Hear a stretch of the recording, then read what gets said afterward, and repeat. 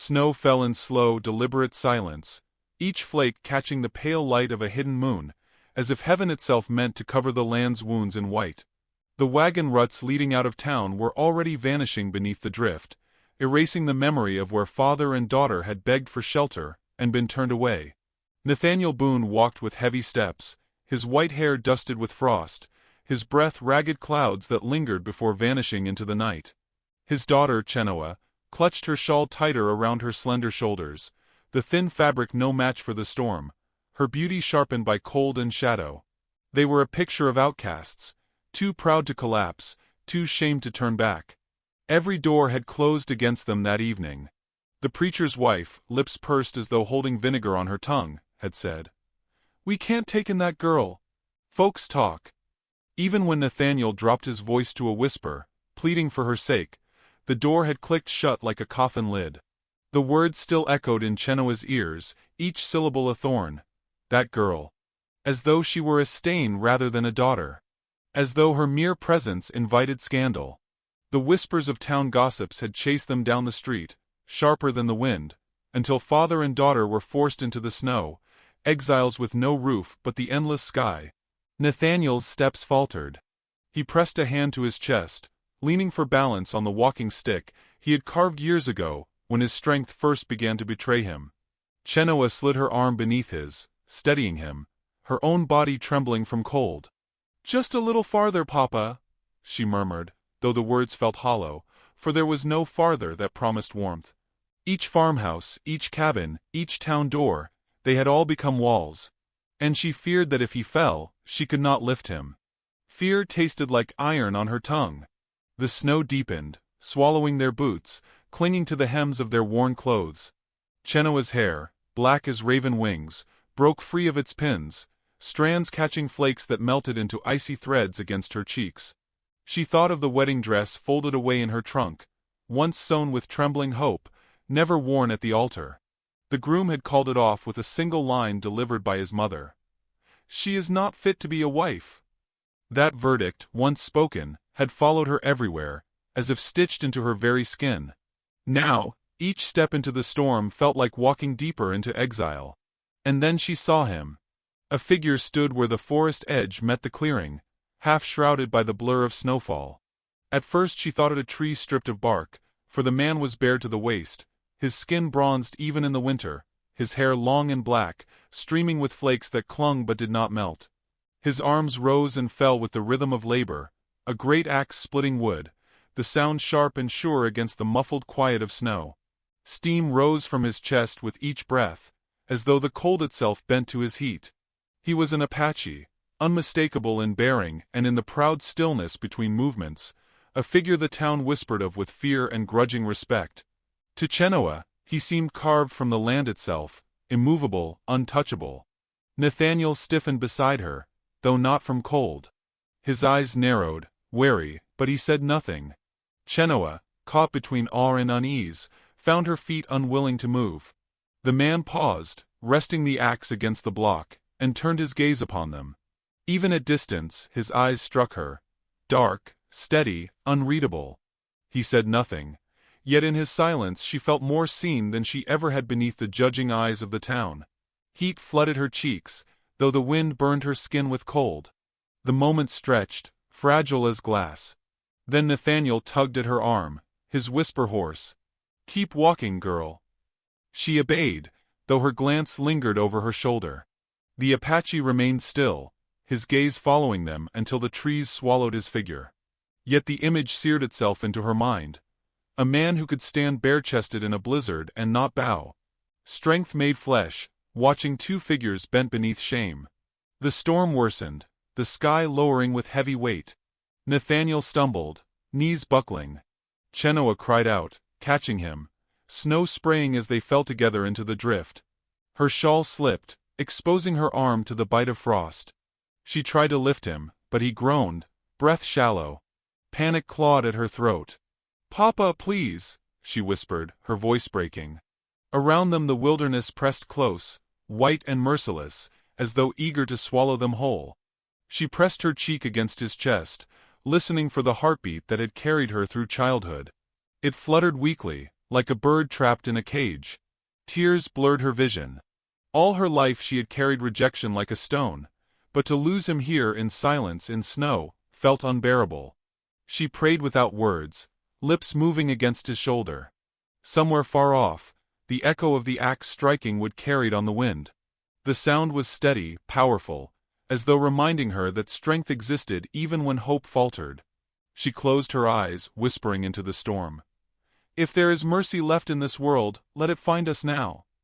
When she opened them, she saw the figure again, nearer this time, emerging through the curtain of white. The giant Apache moved with the ease of a predator, his strides long, snow barely slowing him.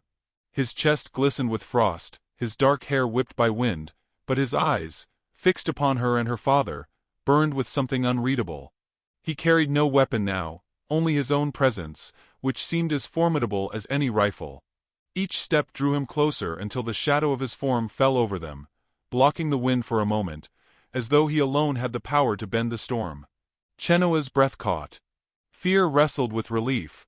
She clutched her father tighter, unsure whether this man was salvation or another trial. The snow swirled between them, muting the world to a hush. Then the Apache's deep voice broke the silence, low and resonant, carrying more weight than the storm itself. "I need a woman," he said, his gaze lingering on her, then shifting to Nathaniel with quiet finality. "And you need shelter." The words fell into the snow like an axe striking wood, sharp, undeniable. And in that instant, Chenoa felt the storm was no longer only outside them. It had entered her chest, fierce and unrelenting, promising a choice that would change everything. The words hung in the frozen air, heavier than the snow that blanketed the earth. Chenoa felt them strike her chest, not like an offer but like a sentence, each syllable thudding against her ribs. Her father stirred weakly in her arms, blinking up at the towering figure who cast a shadow over them. The Apache stood motionless, his breath steaming in the icy wind, his voice still echoing in her ears. "I need a woman and you need shelter." For a heartbeat she could not breathe. The world shrank to the span of his gaze, and the shallow rasp of her father's breath. Her cheeks burned with humiliation, though the storm cut like knives. Was she always to be bartered, judged by use and not by worth? A chill that had nothing to do with the weather crept into her bones. Yet beneath the sting, another truth whispered. Her father would not last the night in the snow. Nathaniel coughed, his voice barely a whisper. "Girl, listen." His hand, cold and trembling, pressed against hers, urging her to rise. "He's right." His lips cracked with the effort, but the plea in his eyes held her. Chenoa looked at the Apache again, forcing herself to meet the weight of his stare. He had not moved, not flinched, not softened. Snow clung to his broad shoulders, melting and freezing in the same breath. His silence was not cruel, but absolute. She saw no mockery there, only the stillness of a man who spoke rarely, and meant every word he let fall. "I will not be traded," she whispered, her voice trembling with more than cold.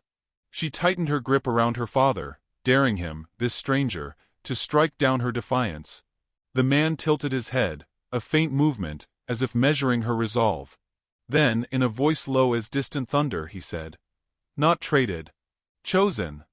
The word fell between them like a log on the fire, sparking questions she could not name. The storm howled harder, flinging stinging snow into her face. Nathaniel sagged against her, his body growing heavier. She bit down on a sob. "Papa, please." And then the Apache knelt.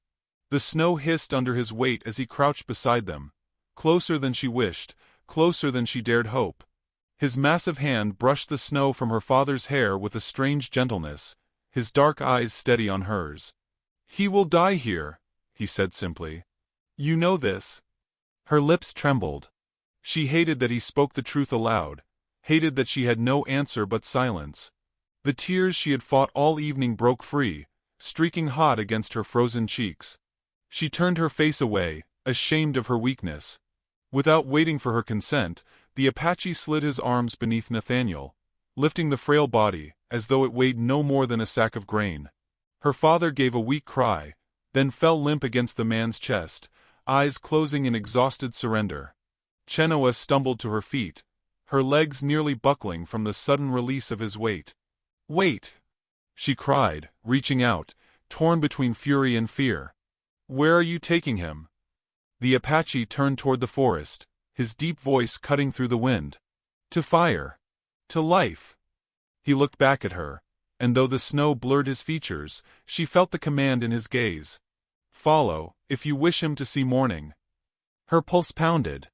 Every instinct screamed to resist, to claw back dignity from the jaws of shame. Yet the image of her father's still chest, his fading warmth, hollowed her defiance. She gathered her skirts and followed, each step a war between pride and desperation. The forest swallowed them quickly. Branches bent low under snow, groaning in the storm. The path wound upward, treacherous with drifts, but the Apache moved as though born of winter, each stride sure and unyielding. Chenoa stumbled behind, lungs burning, skirts heavy with ice, her eyes fixed on the broad expanse of his back. He carried her father without faltering, the muscles of his shoulders rippling as if carved by the storm itself. At last the trees thinned, revealing a cabin half buried in snow. Smoke curled faintly from the chimney, a fragile ribbon against the storm. The Apache shouldered the door open with a grunt, carrying Nathaniel inside. Warmth struck Chenoa like a blow, the thick scent of wood smoke, the crackle of fire, the blessed rush of heat. She followed, collapsing against the threshold, her body shuddering with relief. He laid Nathaniel gently upon a pallet near the hearth, covering him with furs. Chenoa dropped to her knees beside her father, clutching his hand. His skin was still chilled, but his breath deepened, steadier now in the warmth. Gratitude surged through her chest, tangled with bitterness. She looked up, ready to speak, but the words withered on her tongue. The Apache stood over them, silent, his dark eyes unreadable in the firelight. His chest glistened with melted snow, each scar a shadow against bronze skin. He did not look at her father but at her, as though she alone carried the answer to an unspoken question. Finally she found her voice, raw and unsteady. "You mean to keep us here?" He gave a single nod. "Storm will not break for days. He cannot travel. Nor you." His gaze did not waver. "This is now your shelter." He let the pause stretch, then added softer, "If you choose." Chenoa's heart thudded. The words were simple, yet heavy with promise and peril. The firelight flickered across his features, casting them in sharp relief. Cheekbones carved like stone, eyes burning steady as coals. She thought of the preacher's door slamming, of townsfolk's sneers, of her father's cough in the snow. She thought too of the strength in the man's arms as he bore Nathaniel through the storm, the gentleness with which he had set him down. Her hands tightened around her father's. She wanted to say no. She wanted to spit the word like a blade. Yet when she opened her mouth, only silence came, her voice stolen by the crackle of the fire and the weight of his gaze. The Apache moved at last, crouching to stir the flames, feeding them with careful hands. "You think I take what is not given," he said, without looking at her. "I do not." His voice was quiet, almost lost to the fire's crackle. "But I will not turn away what the storm brings." The words pierced her, unsettling as they were steady. She rose slowly, her shawl slipping from her shoulders, and stood there trembling, caught between shame and gratitude, fear and something nameless. Nathaniel stirred, whispering her name, though his eyes remained closed. She brushed his hair back, heart aching. When she looked up again, the Apache's eyes met hers across the fire. In their depths she saw no triumph, only waiting. And in that moment, with snow still howling outside and fire casting its glow, she felt the weight of choice pressing down upon her. Her father's life, her own dignity, the silent promise of a man carved from winter, all bound together in a single breath. Her lips parted, but no words came. The fire snapped, the wind roared, and the cabin seemed to hold its breath. The Apache leaned forward, his voice low, final. "Decide." The storm broke after 3 long days, leaving the land wrapped in glittering silence. Snow piled high like folded linen across the valley. Smoke curled from the cabin chimney, proof that life had endured where death had threatened. Chenoa stepped outside into the pale morning, the cold biting her cheeks, her shawl pulled tight. Her father, though still frail, now breathed more easily by the fire within. She should have felt relief, yet a heaviness pressed on her chest, for she knew what awaited when they returned to town. Shelter had been found, but at a cost the world would not forgive. Lapon Blackthorn stood not far away, splitting wood again, his bare chest steamed by exertion, his breath steady. His presence filled the clearing, not demanding but unavoidable. She had watched him these days, his silence as commanding as any sermon, his small acts, placing food at her side, tending the fire while her father slept, speaking louder than words. Yet she could not name what bound her to this place. Gratitude, fear, or something she dared not confess even to herself. When her father insisted they make the journey back for supplies, she knew there would be no delaying. She harnessed the mare with shaking hands, while Lapon loaded the sled with wood and pelts. His movements were efficient, calm, as though indifferent to what storm might rage in human tongues. But when his gaze met hers for a fleeting instant, something unspoken passed between them. A warning, perhaps, or a promise. The town appeared gray and huddled beneath the weight of snow. Smoke rose from chimneys, but warmth did not meet them. Doors opened just wide enough for eyes to peer out before slamming shut again. Chenoa walked through the main street with her father leaning on her arm, her heart hammering as the stairs cut sharper than the wind. Martha Doolan's voice pierced first, carrying like a crow's caw. "There she is, the Apache's woman." A ripple of whispers followed, men and women turning, their faces twisted in judgment. Some smirked, others shook their heads as if pity were sharper than scorn. Nathaniel's face tightened, his white hair stirring in the breeze as though he had aged another decade in that instant. Chenoa kept her chin lowered, willing herself invisible, though each step felt like fire underfoot. The air filled with muttered words, ruined, taken. No preacher will bless her now. Shame threatened to buckle her knees. But her father's grip trembled against her arm, and she straightened, if only for him. She walked on, each step a fragile defiance, the snow crunching beneath her boots like a drumbeat of endurance. At the general store, Sheriff Amos Cutter waited, his stance rigid, his eyes cold as polished stone. "You've made your bed, Boone," he said, his voice loud enough for all nearby to hear. "Don't expect this town to carry the weight of it." His gaze slid to Chenoa, lingering with disdain. "A girl who runs with savages forfeits her place among decent folk." The words sliced deep, but she refused to flinch. "I did not run," she said, her voice quiet but clear. "I survived." For a moment the sheriff blinked, as if surprised she had spoken at all. Then his mouth twisted, and he stepped aside with a mocking bow. The crowd's whispers thickened, but she held her head a little higher. Inside, the warmth of the store wrapped around her, though the air still bristled with judgment. Jedediah Crow, the rancher with tired eyes, stood near the counter. He watched silently as she gathered flour, beans, and salt. Unlike the others, he did not sneer, but neither did he smile. His gaze was heavy, contemplative, as though weighing her worth in a scale only he could read. When she left, the townsfolk parted with murmurs sharp as thorns. Her father's shoulders sagged beneath the weight of their scorn, his face pale with shame. On the sled ride back, silence stretched, broken only by the mare's breath puffing white into the air. At last Nathaniel whispered, "I never wanted this for you, child." His words quivered like brittle wood. Chenoa tightened her grip on the reins, her throat aching. "Nor did I," she said, her voice low. "But we have no power over tongues." She thought of Lapon waiting by the fire, his silence, his scars. She thought of how his hands had steadied her father, how his presence had kept death at bay. In the eyes of the town she was ruined, but in the stillness of the cabin she was not unseen. That paradox burned within her, confusing and sharp. When they returned, the valley greeted them with hush. Lapon took the sled without a word, carrying the provisions inside. Nathaniel sank into his chair by the hearth, his breath weary, his eyes avoiding hers.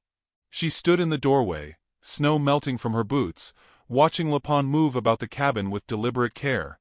Later, as the fire glowed low, he placed a small piece of kindling in her hands. His large fingers closed gently over hers, guiding her to split the wood. The blade bit, the crack sharp, her hands trembling with the effort. He said nothing, yet his silence steadied her more than any sermon. For a moment, she felt not judged, not bartered, but taught, something she had not known since childhood.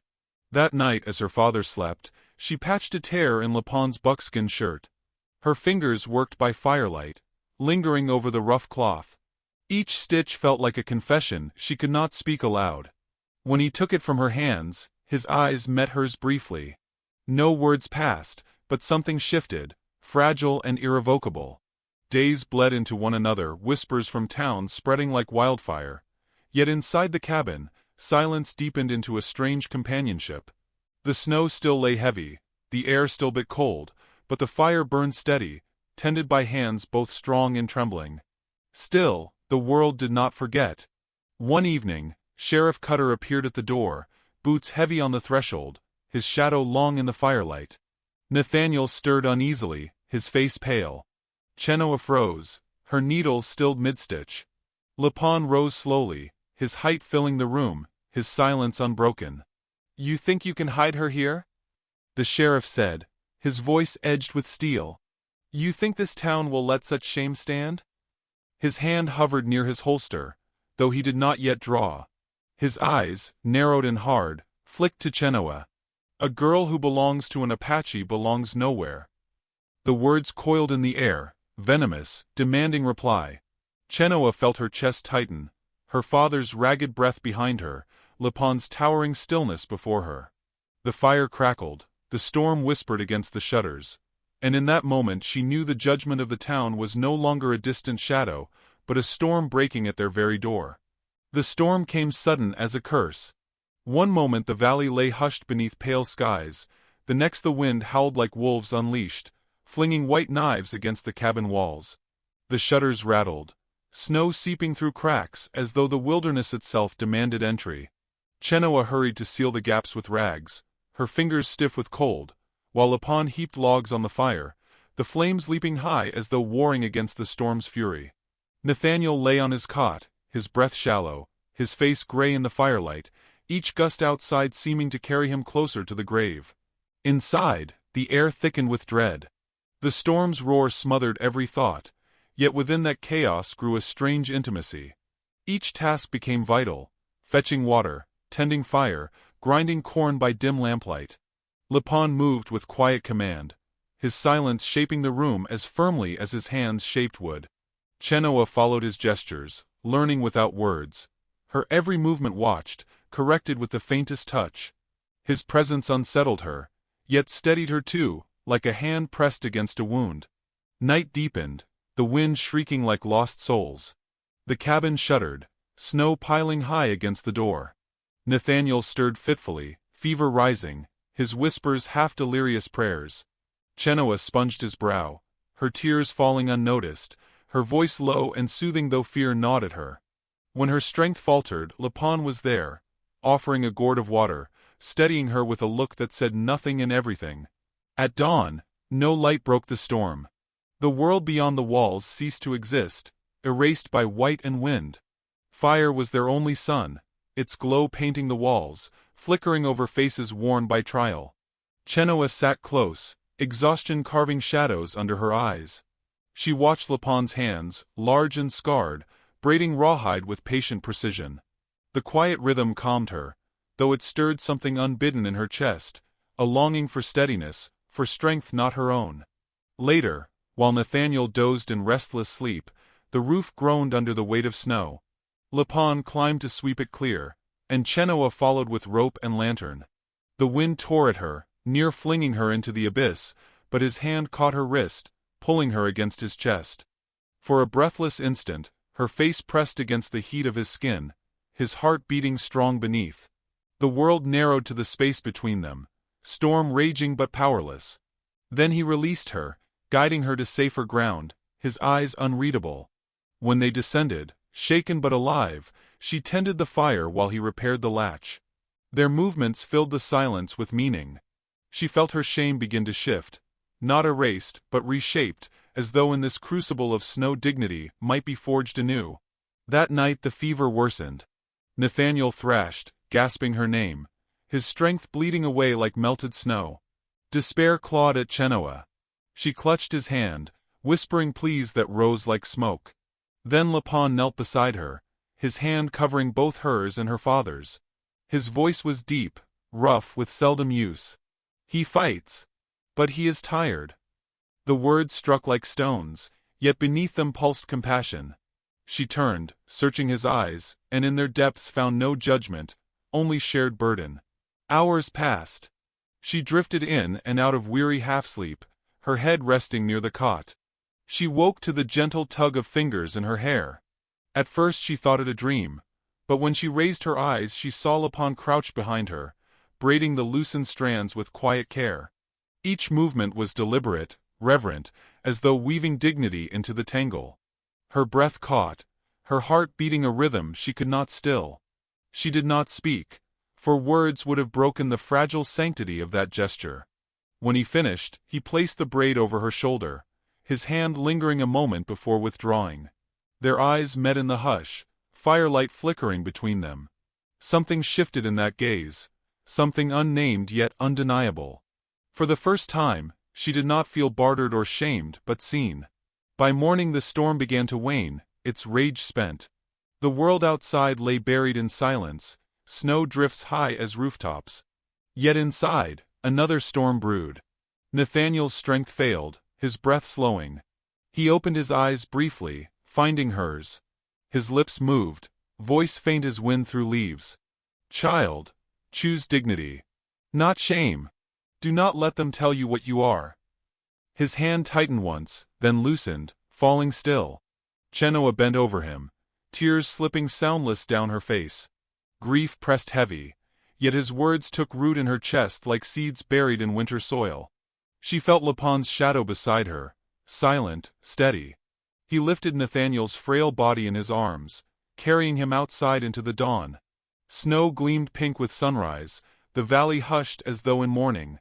Chenoa followed, her shawl drawn tight, watching the giant stride through snow with her father held as gently as a child. They reached a rise overlooking the valley, where the drifts shone untouched. Lapon laid Nathaniel down with reverence, standing tall against the sky. His breath rose like smoke, his eyes unreadable as he gazed at the old man's still form. Chenoa's heart twisted, yet within the ache stirred a strange peace. Her father had left her with a charge, and she was no longer alone in bearing it. She knelt in the snow, her hands trembling as she brushed white flakes from her father's face. Lapon stood nearby, motionless, his presence both shield and question. The silence thickened, broken only by the wind whispering over the ridge. She lifted her head, meeting his gaze. The storm had carved lines in his face, softened the sharpness of his features. In his eyes burned not triumph but patience, waiting for what she would decide. And in that moment beneath the endless white sky, she felt the fragile spark of a bond. Not spoken, not claimed, but forged in storm and silence. Her grief was raw, her dignity bruised, yet she was no longer the girl who had been cast out in shame. Something new had taken root, fragile as the dawn, demanding she face what came next. The snow glittered like shards of glass around them, the world holding its breath. Lapon's voice, low and steady, cut through the silence, a question heavy as the sky itself. "Will you walk with me now?" The burial was simple, marked only by the hush of snow and the solemn press of sky. Chenoa laid a sprig of pine upon the mound, her fingers lingering as though reluctant to let go. Her father's words still echoed in her chest. Choose dignity, not shame, and she clung to them as the only warmth against grief. Lapon stood nearby, silent sentinel, his shadow cast long across the whitened ground. When she rose, the valley seemed changed, the world wider, harsher, yet no longer empty. They returned to the cabin in silence, but silence was never empty with him. It was a language all its own, one she had begun to learn. His eyes spoke what his lips withheld. Patience, waiting, a question not yet asked. Her grief was raw, but beneath it a current stirred, a strange steadiness in his presence, as though the storm had carved them into a single story. Word of Nathaniel's passing spread fast. By the week's end, the town gathered its judgment, sharpened by gossip like blades on stone. Sheriff Amos Cutter arrived first, his boots crunching heavy against the snow outside the cabin. Behind him came others, Martha Doolin with her sharp tongue, ranchers armed not with sympathy, but rifles slung carelessly at their sides. They stood in a half-circle, the storm behind them, suspicion in their eyes. Cutter's voice carried across the clearing, hard and unforgiving. "You've gone far enough, Blackthorn. This woman doesn't belong to you. She's coming back with us." His hand rested on his holster, fingers twitching like a snake poised to strike. Chenoa stepped forward before Lapon could move. Her heart hammered, yet she drew herself tall, her shawl clutched around her shoulders like armor. "I will not go," she said, her voice trembling but unbroken. "I belong where I choose to stand." A ripple moved through the crowd, whispers darting like sparrows. Martha hissed, "She's lost. Tainted." But her voice faltered when Chenoa lifted her chin, eyes steady. The girl who had once lowered her gaze beneath scorn now met them unflinching, her grief shaping her into something they could not bend. Cutter sneered, his gaze shifting to Lapon. "You think silence makes you strong? Say the word, and I'll drag her back myself." Lapon stepped forward, his towering frame filling the space between Chenoa and the rifles. He did not speak, but the stillness in him was heavier than any threat. The crowd tightened, fingers brushing triggers. The air crackled, fire and snow held in fragile balance. For a breath, the world paused. Then Cutter moved. His hand drew the revolver, steel flashing in the gray light. But before the barrel lifted, Lapon's hand struck like lightning, wrenching the weapon free with effortless strength. Cutter stumbled back, breathless, the gun twisted from his grasp and cast into the snow. The crowd froze. Their rifles lowered, not from command but from shame. They had expected blood, but none was spilled. Lapon stood unmoving, his dark eyes burning steady, the gun discarded at his feet. His mercy was sharper than violence, his restraint louder than rage. Chenoa felt breath rush from her chest. She stepped to his side, her hand slipping into his without hesitation. The crowd gasped, whispers rising. Her fingers trembled, but she did not pull away. The act was simple, yet it was everything, claiming her own dignity, her own place, in full view of those who had cast her aside. Silence thickened. Then a voice broke it. Jedediah Crow, the quiet rancher who had watched from the edge. He stepped forward, eyes steady. "Let them be," he said, his voice low but carrying. "The girl's found her place. Ain't for us to take it." His words cut through gossip sharper than any blade, and in his tone was something rare, respect. One by one, eyes dropped. Rifles lowered. Even Martha's tongue faltered, her curses drying in her throat. Cutter's face burned red, but without his weapon and without the crowd's fire, he had no power left. He spat into the snow, then turned sharply, muttering, "This ain't over." Yet his boots carried him away, and the others followed, their judgment retreating like a tide that had lost its pull. The clearing grew still again, save for the whisper of wind. Chenoa's hands still rested in Lapon's, their fingers intertwined, fragile but firm. She turned her face up to him, and in his eyes she saw no triumph, only quiet certainty. The bond forged in storm and sorrow now stood tested, stronger than the sneers of a town. Her father's words rose once more within her, not as a wound but as a vow fulfilled. She had chosen dignity, not shame. And in choosing, she had found not only survival but belonging. They walked back into the cabin together, hand in hand, their steps measured, their shadows one. Behind them the valley lay vast and silent, snow gleaming under the waning storm. Ahead waited hardship, judgment, perhaps more trials than they could count. Yet in that moment, with firelight flickering across their joined hands, the future no longer seemed a sentence but a path they would walk together. And so, in the hush of winter, a girl once cast aside stood tall beside a man feared for his silence, their bond born of storm and defiance. The town had tried to strip her worth, but she had found it where no one dared look, in her own choice, in the quiet strength of a hand taken against the storm. Remember this, dear listener. The world will always whisper, but dignity is not theirs to give or take. It is forged in silence, in sorrow, in the courage to stand when every door has closed. And sometimes it is found in the hand of another, held fast against the storm.